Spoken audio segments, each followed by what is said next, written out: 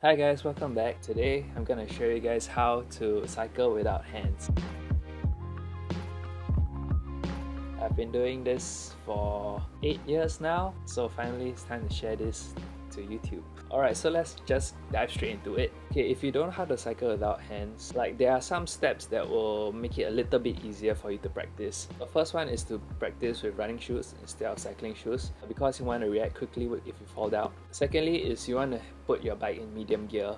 This is so that you can have some pressure on the pedals, but you also don't want the gears to be too difficult, otherwise it's very hard to start the bike. So medium gear would be the most ideal. The third thing is that you need to have some speed before you can actually lift your hands off the bars. Even if you know how to cycle without hands, it's almost impossible to cycle without hands from the start. You need to use your hands at first. The faster you go, the easier it'll be for you to let go of the handlebars. Maybe like 15 to 20 km per hour is good to start. So now let's move on to how you actually balance without your hands. So even if you're not sitting on the bike, you can also practice tilting the handlebars left and forth just by holding the saddle. You can hold the saddle and then you try rocking the bike, and you see that when you rock the bike to the right, the handlebars also will go to the right. When you rock the saddle to the left, the handlebars go the same way. So that's the whole idea of keeping balance on the bike. Instead of your hand rocking the saddle, it's your whole butt and body rocking the saddle so that your hands don't have to do the handlebar controlling. Even if you know that, it's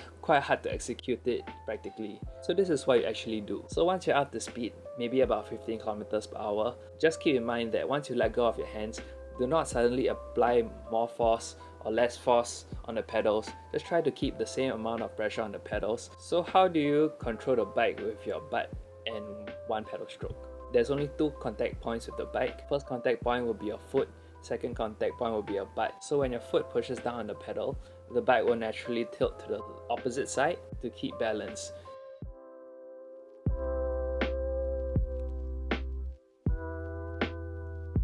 So once you're done with one pedal stroke, you kind of shift your weight to the opposite side of the saddle, like your butt will rock on the saddle while you start your other pedal stroke. Actually explain like this, it's more complicated than it looks. It's quite difficult to explain the physics of balancing, but then actually it all comes down to practice. So here are some points to help you practice cycling without hands as well. So when I started learning, I tried to make sure that my front wheel is perfectly straight.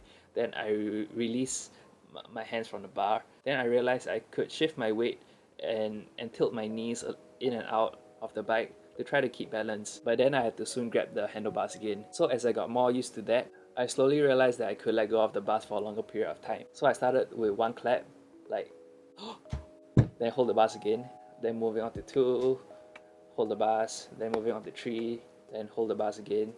Then slowly you build up the confidence and you go up to 10, 20, and then soon you don't have to clap anymore. Anyway, once you know the concept of balancing the bike using one foot and your butt, all you need to do is just to practice finding that perfect balancing point as if you are starting to learn how to walk again. You just need to really try it yourself. Practice finding out how much pressure you need to apply on your foot and your butt, and that way balancing with one pedal and your butt becomes like a second instinct, and your body will just react to it.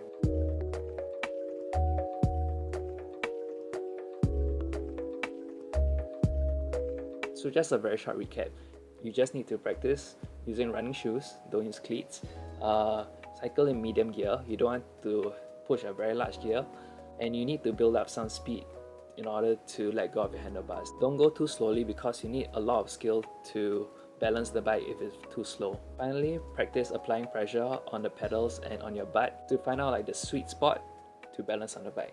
Let me know if you got any other tips on how to balance on the bike in the comments below, and thank you guys for watching. Hope to see you guys again in the next video. So goodbye.